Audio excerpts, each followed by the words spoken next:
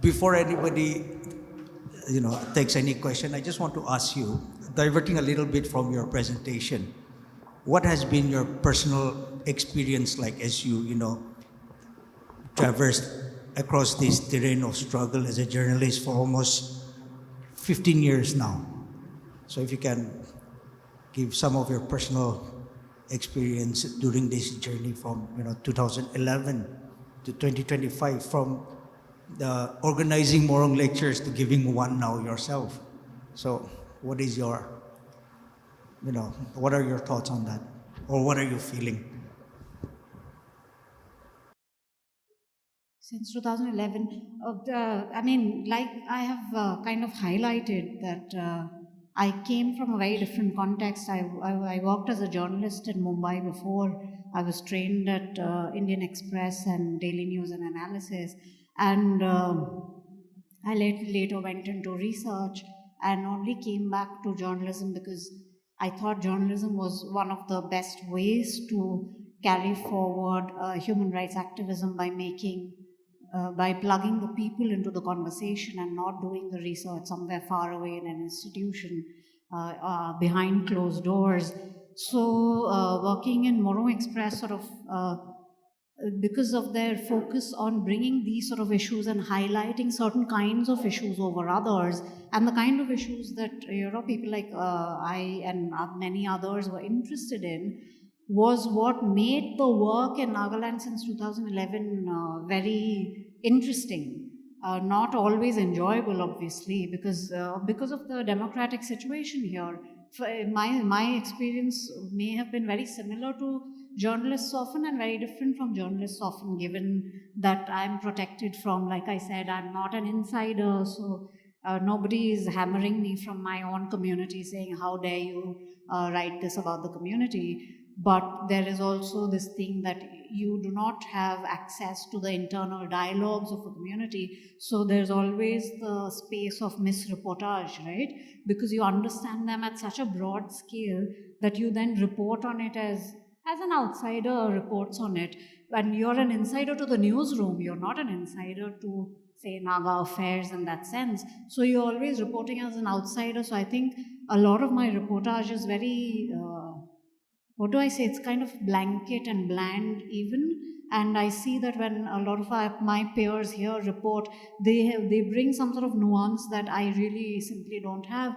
So it's learning, right? It's learning journalism from unlearning what you've learned before to see locally what kind of dynamics are going on, and it's reportage from scratch. So it was for me a great journey, and because a newspaper like this also had what do I say, because they came from an activist background, right? They had this sense of organizing and of organizing public space.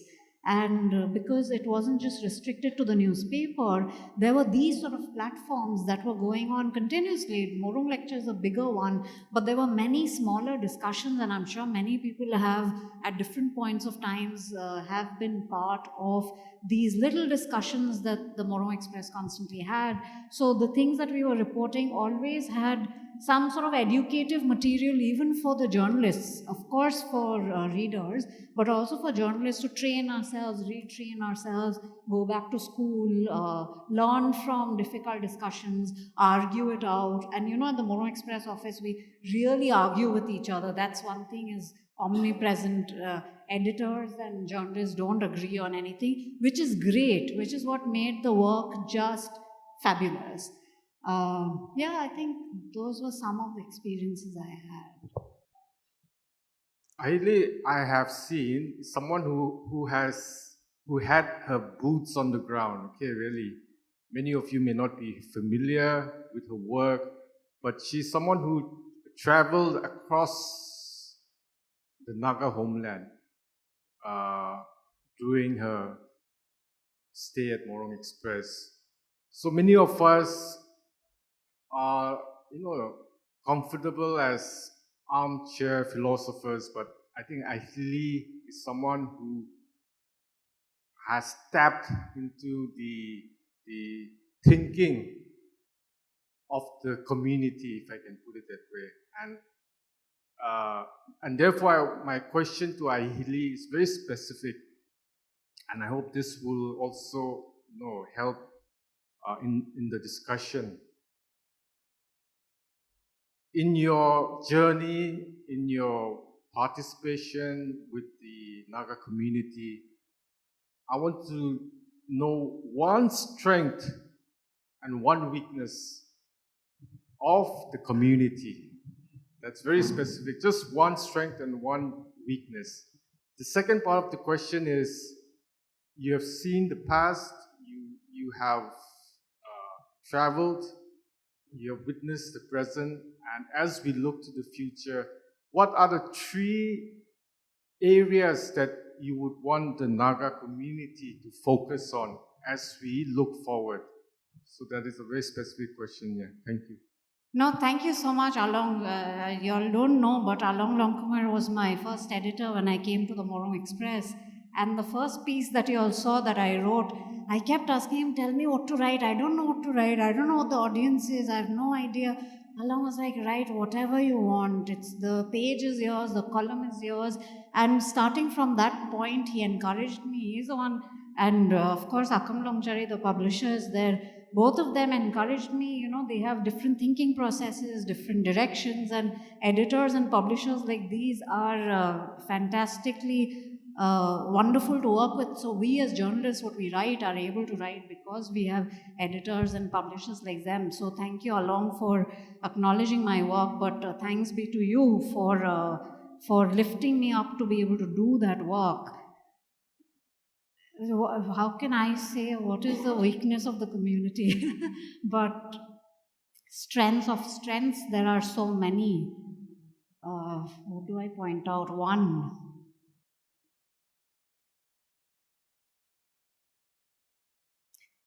I think for me, one of the biggest strengths that makes the Nagas really fantastic is the strength to be able to organize together. Whenever I've seen big or small or whatever events, it seems everybody seems to know their role in organizing from a small event to a large event. Somehow people know that this is what they need to do, and events from the ground, there'll be nothing on the ground, and the next day there'll be some supreme organizing with the stage, banners, and all of that put together. So I'm talking about events at this point, but I think even organizing larger politics, I can say that it reflects on the organizing of larger politics, where there might have been nothing yesterday, but people have come together and been able to discuss these things, or without discussion. I don't know how it happens. For me, it somehow happens, but as we have learned, everything has labor in it. So when we see final products, when we see wonderful choirs, when we see wonderfully put together stages, as in the Forum for Naga Reconciliations work that I followed for, you get there and everything is already properly in order, but the amount of labor that has gone in, that is the strength of the community. And I think the weakness is that the inability to acknowledge how much labor goes into something we see already put in front of us as a final product. So the weakness is sort of ingrained in that strength, where we fetishize the wonderful final product, but we don't acknowledge the labor that has gone in. The three areas that I think the students here certainly should look forward to, two of them are science and technology. Very key to moving anything forward, from roads to cities, urban planning, to how we must think of the future. I think science and technology too are extremely key.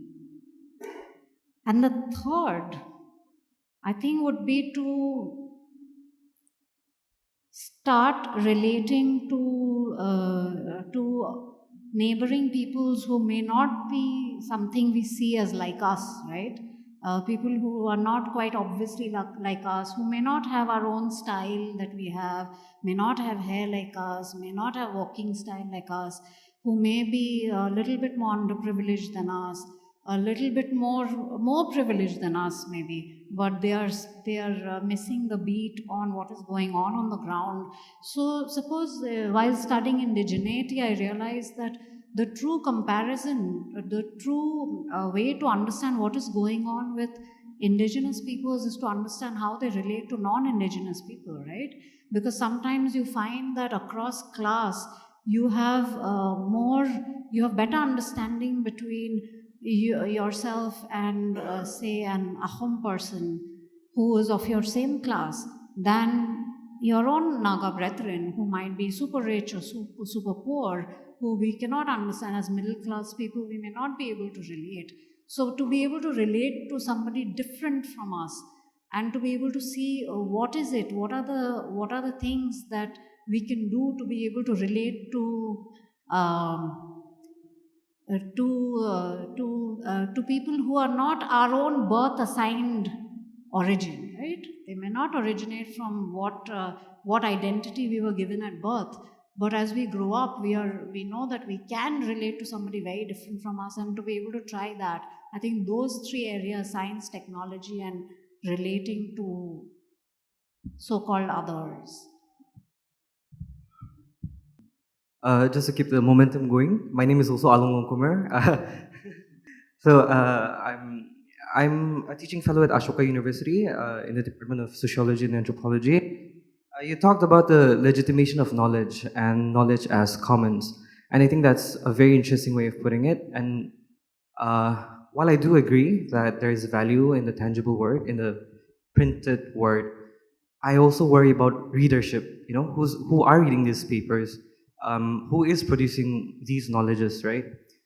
And this is, I think, a problem that plagues academia as well. I think knowledge is being produced in classrooms and newsrooms, but how do you translate that knowledge into ground-lived realities? And I suppose my question is, how does your role as an activist, I think, how does your activism take you into that terrain? Yeah, thank you. My role as an activist, I don't know, but as the newspaper, right? Let's think about indigeneity. Let's say the discourse on global indigeneity, as a global category, indigenous peoples, emerged, let's say, 70s, became more and more popular 80s and 90s.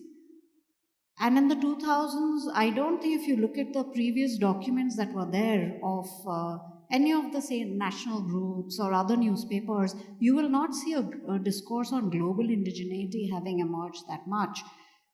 Whereas you see, since the time that the Morung Express began and started carrying very thoughtfully and intentionally about indigenous peoples, and I'm only using the indigeneity part, and that's why I focus on this, more and more institutions you'll see have started using indigenous people's rights, documents like UN DRIP, expert mechanism quoting them, local institutions around human rights and indigeneity, connecting these 2 points have come up more and more. So I think the point is that once this knowledge sort of goes out as commons, and that's the labor involved with the newspaper. I mean, it's difficult to run a newspaper in a place like this, but having decided to print this material has really gone and been shared so widely that there has been a common expression of or understanding of what indigeneity might be that is different from what it is becoming now. You will know that Hindutva and all are kind of trying to co-opt indigeneity for themselves and saying that, okay, people who have come from wherever or of a certain subcontinent are indigenous to a place. Therefore, more and more right-wing actors are now co-opting this.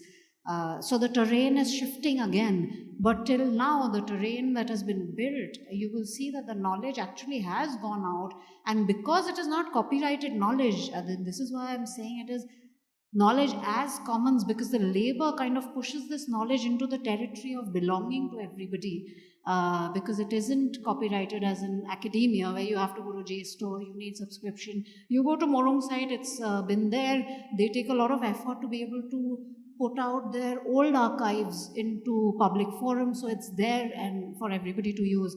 And this I'm citing an example of indigeneity that has become more and more common.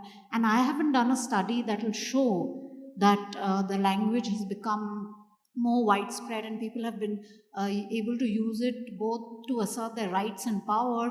But a study like this should be done, actually, that to correlate between this information entering the mainstream domain and it becoming common usage, how many people have done it. So it's a good research to do and then publicize it through the platform of newspapers like these and other newspapers as well. So that's what I think about knowledge as commons. Thank you. It has been a very empowering presentation for me. My name is Vizanika, and I'm from OTS, Oriental Theological Seminary, and I am a history student. So I'm a research student right now. I want to set the context of my question through a way of introducing myself. So I'm a history research student, and as you can see, I'm a Naga, and I come from a culture, we all come from a culture where stories are to be told by old people, old and precisely old men. So narratives are held by old men in Naga society. But I am writing a history where I'm also reciting a narrative.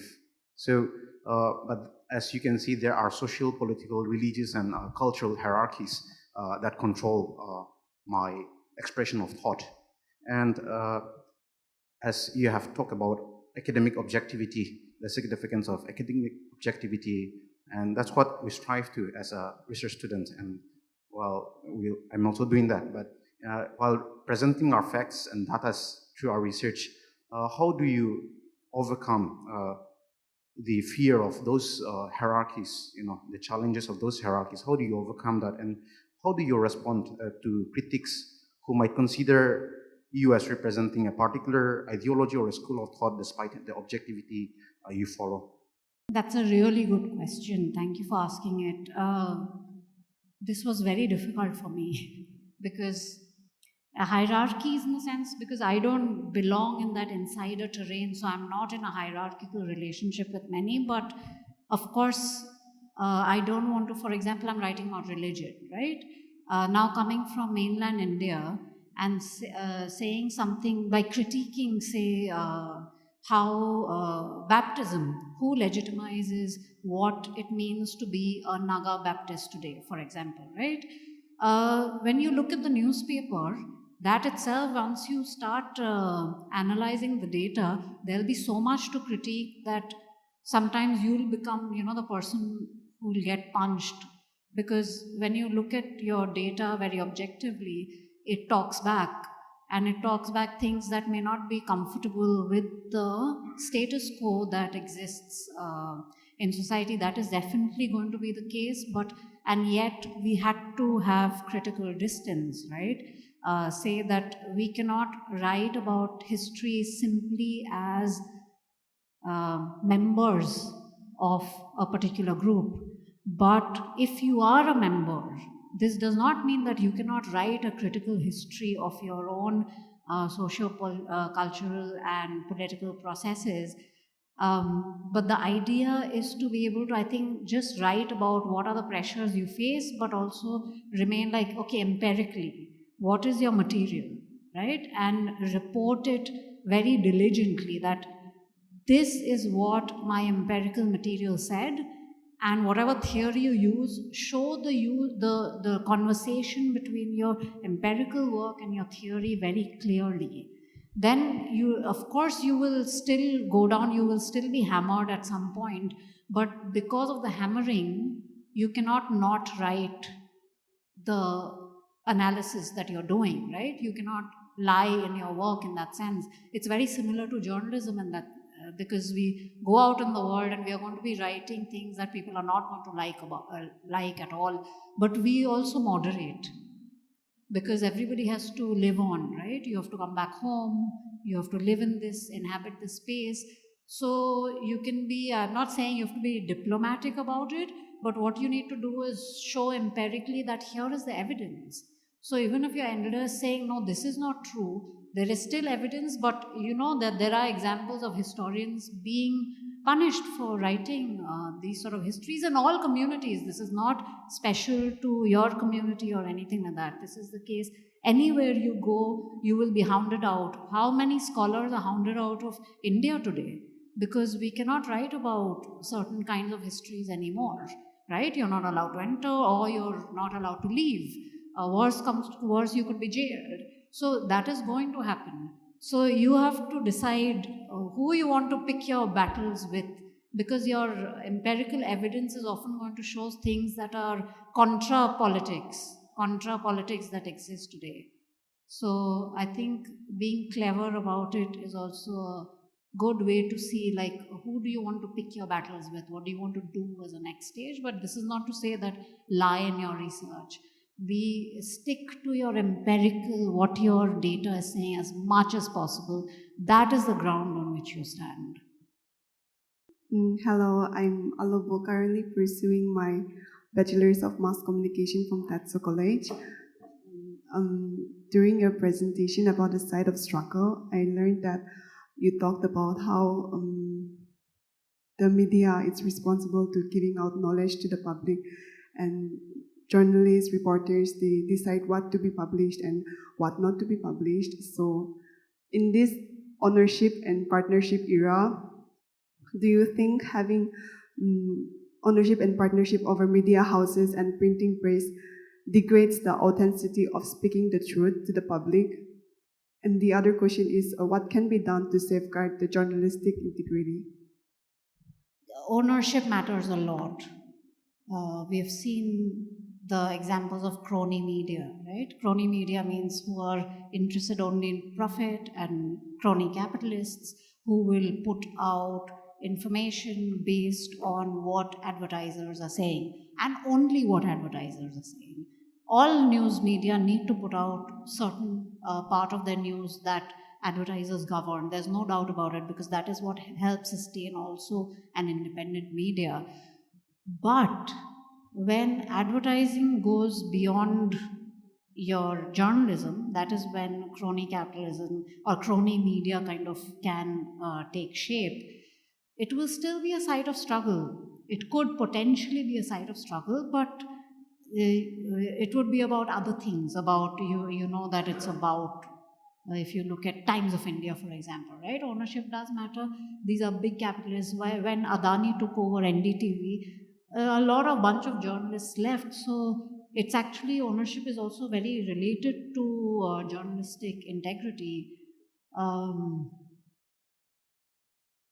Journalists can still maintain their integrity in a way within crony media as well, because even there you will see that they want to govern what majority of the news is, but they leave a minority of sort of independent reporters to show that we are still media, right? They still need to claim that media space, that we are still doing some sort of journalism.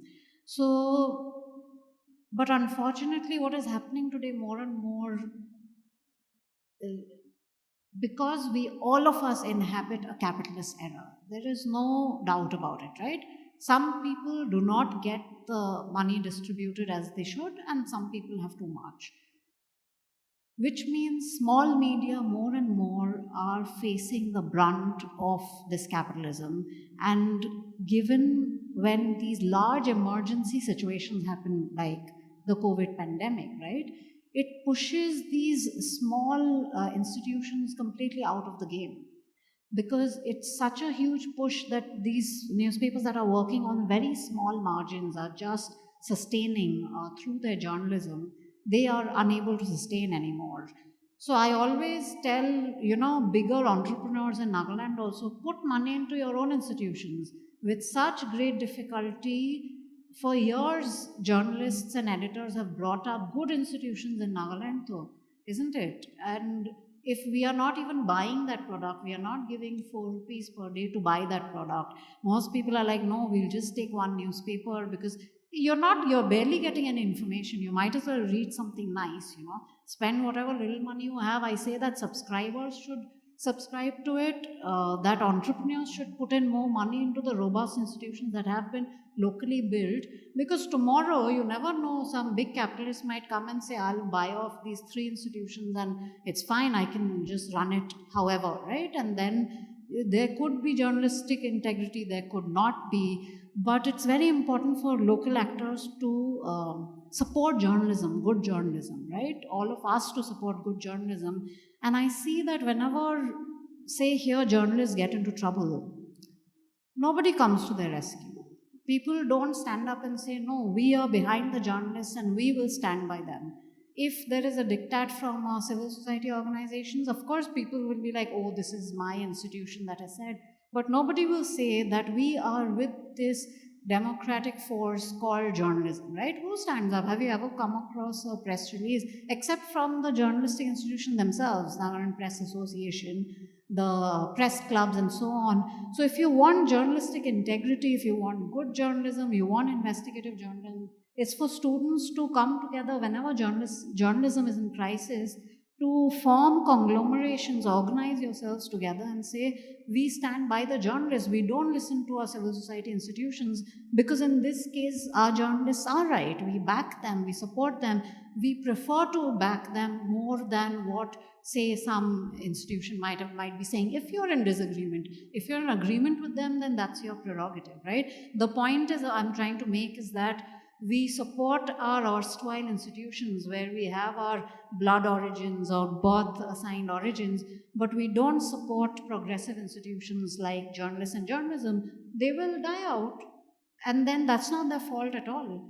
They are not able to do good journalism. It's not their fault. It's also the fault of readers like us who do not support it. So go ahead and support it. It's very similar to the academic question you have. Who stands up for academics when we do good academia, right? And therefore when we don't, again, science and technology, it's related to that. What you're going to produce is going to be classified under social sciences or humanities. It's the sciences, right? Young people like us, we should support journalism, science, and so on and so forth, apart from everything else that our politics enables us to support and that we should support. We should be able to see how to combine these things, and then we can protect our local progressive institutions like journalism and others. Hi, I'm Lika. I chapter from Tetsa College. Thank you, ma'am, for the insightful presentation. I just have a very simple question. Since we live in a technological driven world era, and with the rise of high digital media, how do you see the future of journalism and activism evolving? I mean, that is something that I was also thinking of. Something that, especially after COVID, we've also seen in Nagaland, right? A lot of fast news, social media news, YouTube news, and a decline in readership newspapers. And journalism is perhaps a slower form of news than fast news. So, Well, the journalism itself is not a slow form of news. You can do you can do good journalism through new media as well, and bullet journalism. yeah, I'm talking in terms of print, yeah, for newspapers, things like that. And Yeah. I mean, we discussed this a lot being print journalists. I've never been a broadcast and I've always worked in print. We've been talking about the demise of print for a very long time. And we discussed this in our newsrooms here as well, that the print medium is going to go, is it going to stay, what are we going to do? And yet print medium persists, right? Given all the difficulties we just discussed of the market, the state, everybody hammering down and pulling out funding and all of that. It's a good idea to do all of it, right? Now print journalists just have to update ourselves and be able to also do bullet journalism, be able to convey the message we have. The investigations we do will still have to be long, but its output can still be in small forms as well. So you can still have, like, why do magazines still run is a mystery, right? Where people are not ready to read 4 rupees newspapers. 250 rupees magazines are still on stands. I was just in Kolkata and they're there, and great stories, okay? One great story about Archaeological Survey of India cooking up data to show that, some temple is there or not there. You know what I mean? These kind of very long, which need rigorous work over months and months of work, and it's pages and pages of a report. It's like an academic. That is also there. But they have also, I saw on social media, converted into very straight up bullet points so that it attracts people to what are the issues of our times today, right? To quickly be able to see it, and then people will be interested, because people, of course, we are used to the real model of very quickly getting entertainment.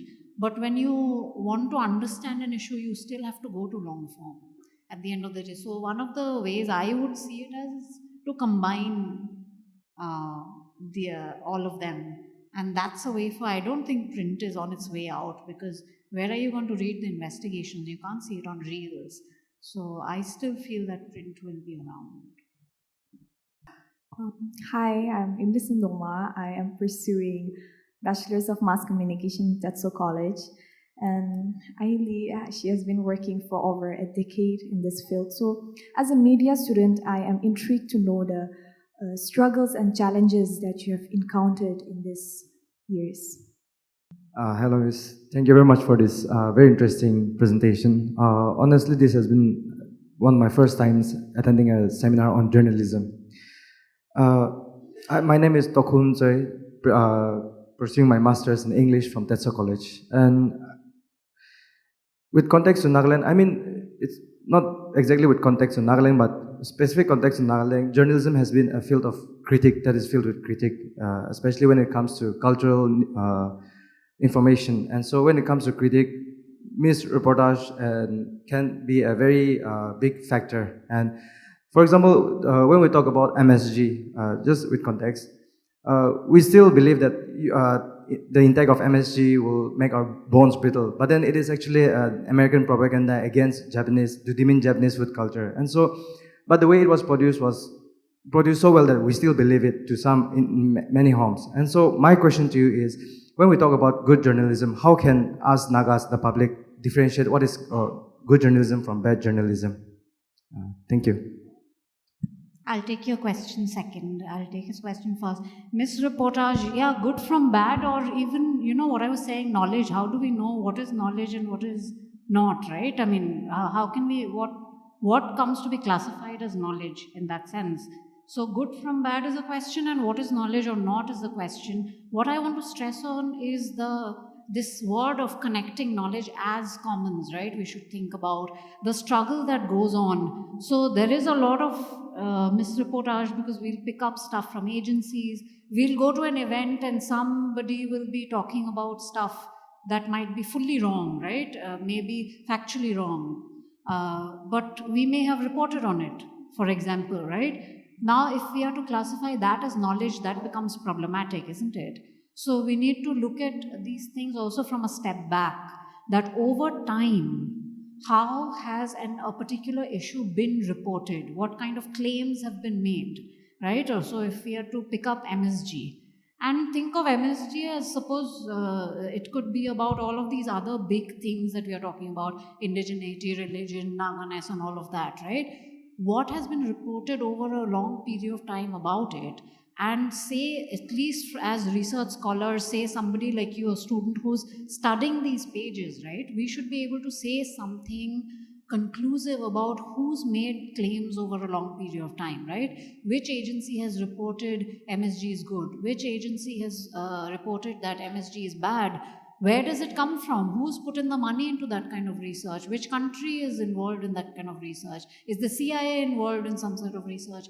So when we do research, right, we have to look into all the sites from which claims are being made. And of course, there is good from bad reportage. Then you go into the terrain of journalism, right? So when you go to an event, if you want to be a journalist, this I said about the research scholarship, if you want to be a journalist and you've gone to an event, and if you are going to only report something that the chief guest has said, in very simple terms, it will not do, right? That would be misreportage, because there could be somebody in the audience who has a completely contrarian viewpoint to what somebody may have said. But often, given the kind of small media that we have just talked about it becomes very difficult.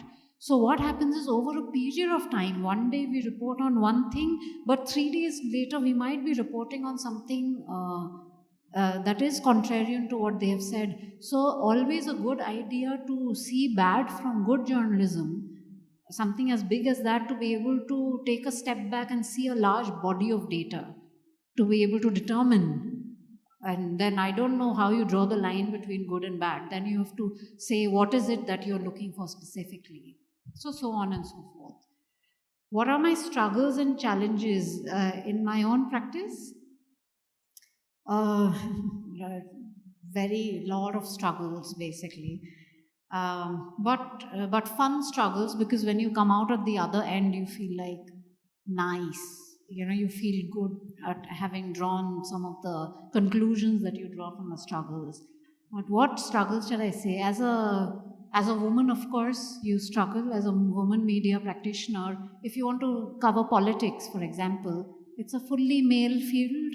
A lot of, you election coverage and all you go for, a lot of meetings happen at night. You cannot cover them, right? Because, who will drop you back? How will you move around and things like that? With women, we also have lack of capital often compared to others. So, we may not have bikes, we may not have cars and things like that, or the confidence to ride them. So, these kind of struggles always there. If you want to cover politics, you are quite curtailed in your ability to be able to cover it. Those are some of the challenges, and how do you struggle around it is that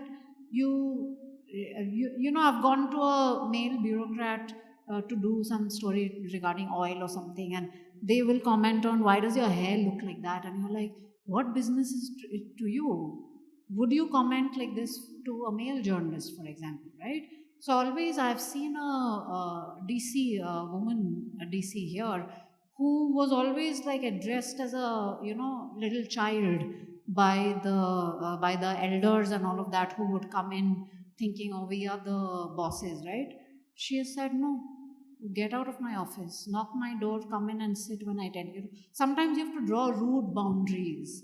So the struggle, when you say, it should be in terms of how much resistance you're able to put when you see ill behavior from the people you're talking to, when you're conducting yourself professionally, right? Or also personally, don't put up with bad behavior towards you. So in professional like journalism, I think that would be one of the challenges that I keep thinking about and drawing from. My name is Kadalin Gengmai, and I'm presently pursuing my MA in the Department of Political Science, Teso College. Thank you for the insightful and very enlightening seminar. Before I came here, my teacher told me to come here and had interaction with you, and told me that the answer that I seek lies with you, he said. And yeah, I'm looking forward to it. It wouldn't be exactly a question, but rather an advice.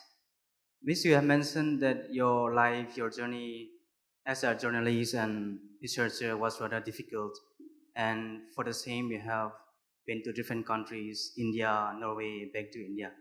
So what would be your advice for students like us who would like to go abroad to do research or pursue PhD, when we face different cultures, different people, and of course, our struggle? What will be the advice for the students like us? Are you a bachelor student, master Master student? student. Yeah. Okay, so you're halfway there. Very good. Pick up a good thesis topic is the only thing I'll say. If you pick up a good master's dissertation topic, you are already on your path to figuring out what you want to do research for, 5 more years, a PhD. Don't do a PhD if you don't really desperately want to do it. It's extremely difficult. I almost gave up every third day. I said, why have I joined this program?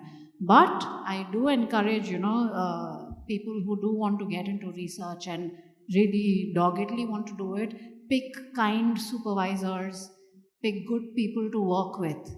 And everybody will try to pull your research everywhere. It is important to follow all of those paths, especially like theories. People will tell you there's this theory, that theory, but always test your theory with your empirical data. As I was telling him, stick to always what your data tells you, not what your theory tells you. Your theory only helps you make sense of your data. So in your master's thesis already, stick to what your data is telling you. If you want to study the environment, okay, I want to study environmental change in this patch of land between 2011 and 12. And then see what are the markers of your change and study it. So then in your PhD, you already have a good basis from which to expand your research, right? It also gives you an idea if you want to do that research at all or not. So whatever you want to do for your PhD, right? If you do a good master's dissertation, you're halfway there to applying further, because when you do your referencing, you read people in your field, right? And you will get to know, oh, these are the people I can work with later for my PhD. You see a lot of people whose theoretical ideas you disagree with. You may not want to work with them, or you may later want to work with them, but there are many people you see, oh, I think that this particular scholar has talked about this issue that I am concerned with in a way that I want to work with in that field or learn from. Na? So keep a note of all the people that you're referencing, all the good scholars, and through your master's dissertation, and then you apply for your PhD wherever. But we can talk about it later, no? More specific. My name is Apang. I'm currently teaching Media and Communication at Tetsu College. And first of all, I just want to particularly appreciate your lecture. Every sentence was an open door of so many interpretations and so many understandings. It was loaded, I would say. It was refined. And then, starting from the very topic that you have picked, terrain, I thought it was an interesting choice of word, like rather than mountains of struggle, like terrain, because you have different terrains to maneuver through in life. Okay, and then I have a lot of questions, but I'll just narrow it down to one. I also liked about how you point out the questions to universal. So sometimes the questions that you ask for universal can also be an answer, or the questions to particle as well. The way to the universal is the way to the particular, something like that.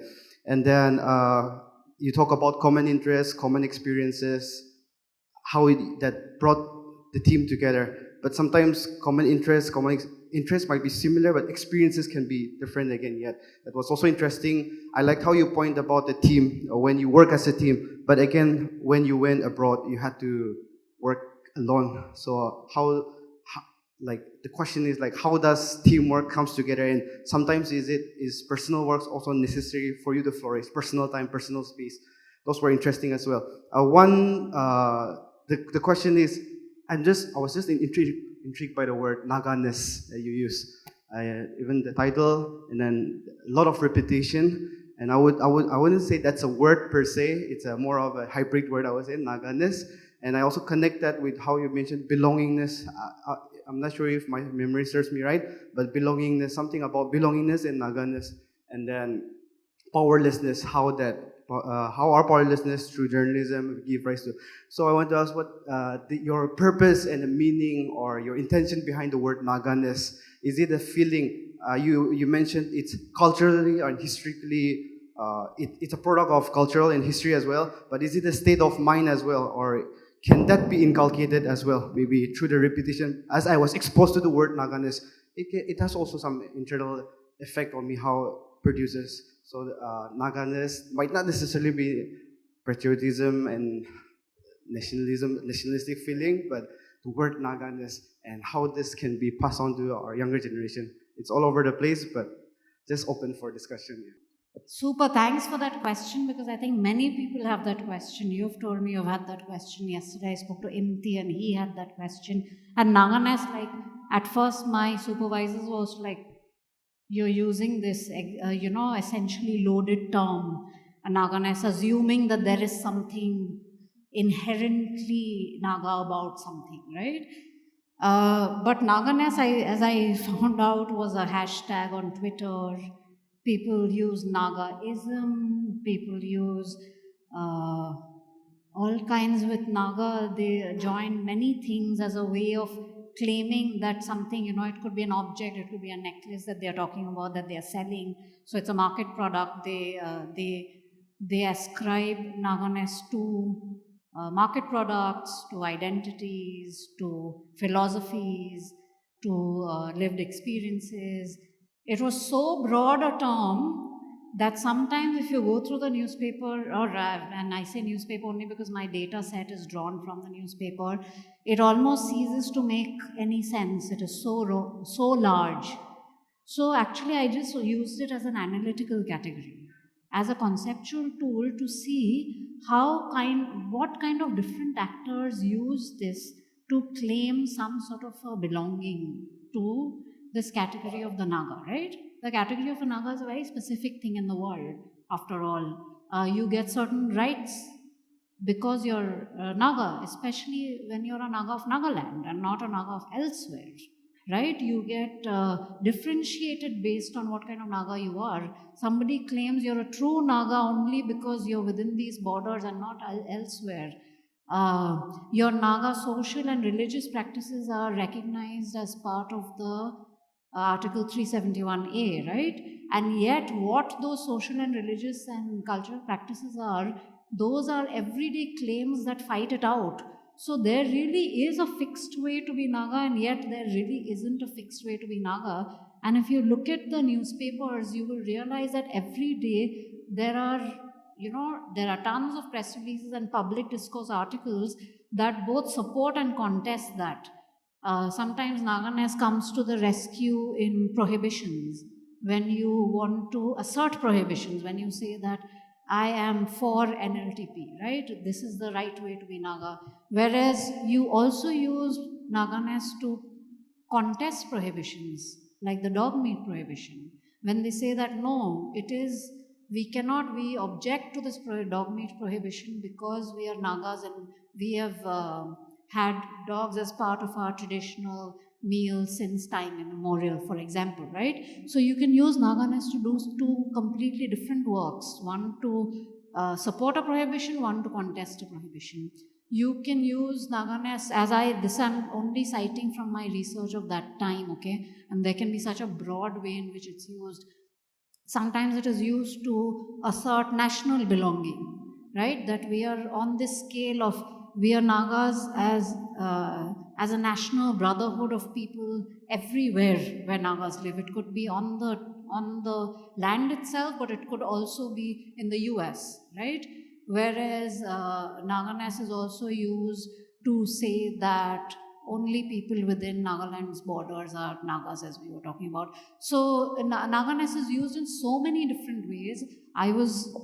At least in my dissertation, I used it only as an analytical category and not to say this is good Naganess from that is bad Naganess. That is not my trade at all. That is other people's trade. My trade is to see what are the many different ways in our time and age, given the conditions we inhabit, what are the, say, 3 different ways in which Naganess is legitimized in the world today? That was the work I tried to do. Read the dissertation. There I used the concept of scales, local, national, and global, to see at these 3 scales how is Naganess asserted and how it is combined with indigeneity and religion on the other hand. Not just as, say, market produce. I don't look at that at all. I look at it specifically how it's in combination with indigeneity and religion today. Hello, my name is Anise Nagi. I'm currently pursuing my Bachelor's of Mass Communication and Journalism at Tetso College. So my question is directed towards print journalism. So I wanted to ask, based on your understanding of print journalism in Nagaland, how would you professionally assess or describe its unique challenges and complexities in comparison to the journalism in mainland India and also on an international scale? It's a very large question, but I'll try because, I was just looking at the Telegraph the other day in Kolkata and I realized it's very different from the newspapers we see here. And that is why, more of this, say, cultural, social knowledge is more available in newspapers here because that sort of discussion is more present here than in Kolkata, for example, right? Where it's more, you see more secular registers, you see more information, more reportage of a different kind, whereas here, the things that matter in the public arena have got a lot to do with the cultural repertoire, right? Because think about your position historically. The court systems don't work, democracy doesn't work, nothing works. People often have only their cultural repertoire to fall back on, and that needs to be negotiated. It's not something that has come historically in one piece, right, as only one thing. It has changed over time, and it has changed over time through these sort of struggles and negotiations of what we should consider right and how we should consider what our voice is within a particular discussion around what is culture, society, and so on and so forth. Those sort of discussions are very much there. You'll see press releases from a lot of institutions here saying, no, this festival should be practiced like this, whereas somebody else will say, no, this festival should be practiced like that. Our group's name spelling should be like this, but another group says, no, our group spelling. These kind of things help us to see how knowledge is built, right? When we see knowledge resources like, let's say, religious texts, right? Sometimes we think that it has come intact from time immemorial into our hands today. It hasn't. It has been a product of great turmoil within religious groups to be able to figure out what is the correct message that we want to give based on what practices we want to do. Similarly, in newspapers here, something peculiar that is different from, say, Bombay or Kolkata is that it kind of belongs so much to the community that the discussions there are very, of a very personal to the community kind of thing. So that I see quite a large difference. My name is Damthilong Kamai. I'm a research student from Morung Theological Seminary.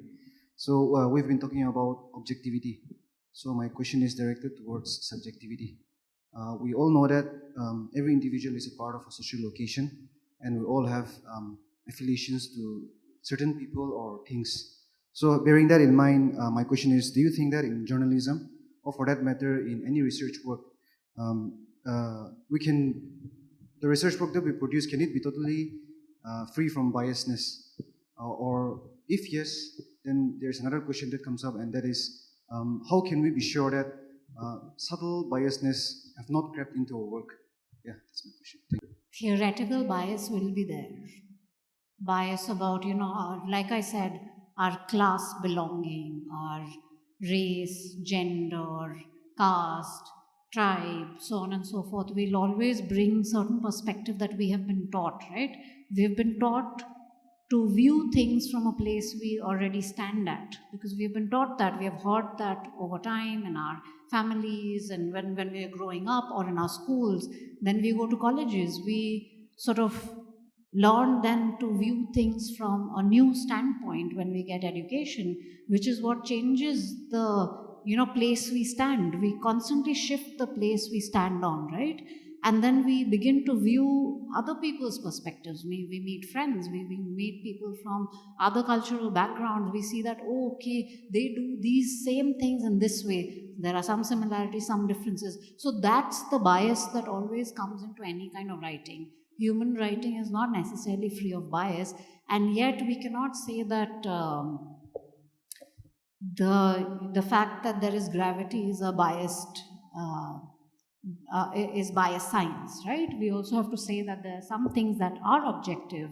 When you again go to an event and you report, if you have reported enough sides, even if it's over time, if you're getting a perspective of what is really happening, right? And that is not possible always. Sometimes you sometimes just get a superficial notion of things when you are able to report, but it's fine to know that you're reading a superficial sense of a particular event going on. So the bias is embedded, and you have to know that the bias is embedded. Say newspapers like the Morung Express are claiming their bias, right? They're asserting that we are speaking truth to power. So we want to do something where we are saying that what we are reporting is the truth over time, and it will create some sort of power, right? So they are saying that we are doing this kind of journalism with a bias towards the marginalized, isn't it? You can call it bias, but what it is asserting yourself, right? In a capitalist newspaper, you can read crony capitalism. That is a bias, and that is a bad bias, right? Because where are you? You're on the side of the majority. So bias is not necessarily a bad thing, depending on what your bias is. But often, if you look at documents, newspapers are easy documents to study in that sense, because bias is very obviously over time seen, because they have to publish every day. They cannot hide their bias every day, right? So on where does a newspaper stand, or where does a journalist stand on an issue, is often clear. But if a journalist has done a good job of giving you a very broad perspective, this voice, that voice, has given you like 5 different opinions on what is happening on a matter, that's it, Hoishata. What more do you need? That is objectivity. That is objective reportage of an issue. And over time, there'll be more information that unfolds. If the newspaper is holding back important information they have with an intent to hold back, then you need to investigate, like, why has that happened? First of all, thank you, Miss, for your insightful presentation. My name is Nanasunda Blongchar. I am currently I'm pursuing BA in philosophy in Dimapur College. Throughout your presentation, you have mentioned conflict between journalists and editors. So my question is very simple. I would like to ask how these conflicts are brought into reconciliation between editors and journalists, and how media is portrayed. Thank you so much. My name is Kamina Singson from the Mass Communication Department. So my question is, every job has their own struggles, and every individual has their own way to take care of themselves, like in handling the pressures. So in your job of, in media field, how do you really take care of your mental health in various situations? It might be on your time, on your schedules, or it might be on your work days. So how do you really take care of your mental health during those tough days? I mean, I wouldn't classify the journalist-editor relationship as conflict and reconciliatory, because it's going to happen then every day. Then you've upscaled it to the conflict level. It's too much. These are just disagreements over, like, I want to cover it that way. Do you want to? And often it's like it would be different. It would be, say, 70% of the time, editors and journalists will be in agreement simply because you're working for a particular newspaper that you have chosen yourself, right? So you're often in agreement. The disagreements come because you're often in agreement, right? That, okay, this is the news piece. The editor might say, no, I think this is the right angle to put in the newspaper. The journalist will say, no, that's not the most crucial angle. According to me, this is the most crucial angle. These are not conflicts. These are just normal disagreements that you should have with everybody around you. You can't agree with everybody on everything, right? You have to say that, no, I don't think of it this way. My opinion on this is, these are the ways to do it. So I don't think it is escalated to the level of conflict that you then need reconciliation. These are just everyday lines that people draw, which helps us to keep our mental health in check, right? Saying that, no, I think this is the more important way to do it, and then you talk it out. Sometimes we all talk it out in a team. Sometimes, like, I'm no more a media practitioner. I don't know how they do it anymore, but at least in the time that I was there, it would be sometimes in a team. Sometimes, of course, you are angry, right? No, this is the only way to do it. So, of course, there is little bit acrimony, but the thing is, you're working as a big team. You know that disagreements are built into the process. They have to be. If they are not, then your institution is not going to last. If you see that people are not disagreeing around you and everybody is like, oh, I'll just keep quiet and be happy, that's not how institutions can be run. So to protect your mental health, sometimes you have to say, no, I cannot do this. Okay, there could be a violent event where I'd say that, look, I can't go and cover it because it doesn't allow, I can't look at it, right? Then other journalists will be sent by your editors and publishers. So things like that, you have to be able to draw these lines, boundaries, but they're not hard fenced boundaries. Because often you survive as a community, right? Even within the journalistic community, you survive as a community. So it helps to have membership in things like the Dimapur Press Club, for example. They do badminton tournaments, they do sports tournaments and things like that. These things take care of you.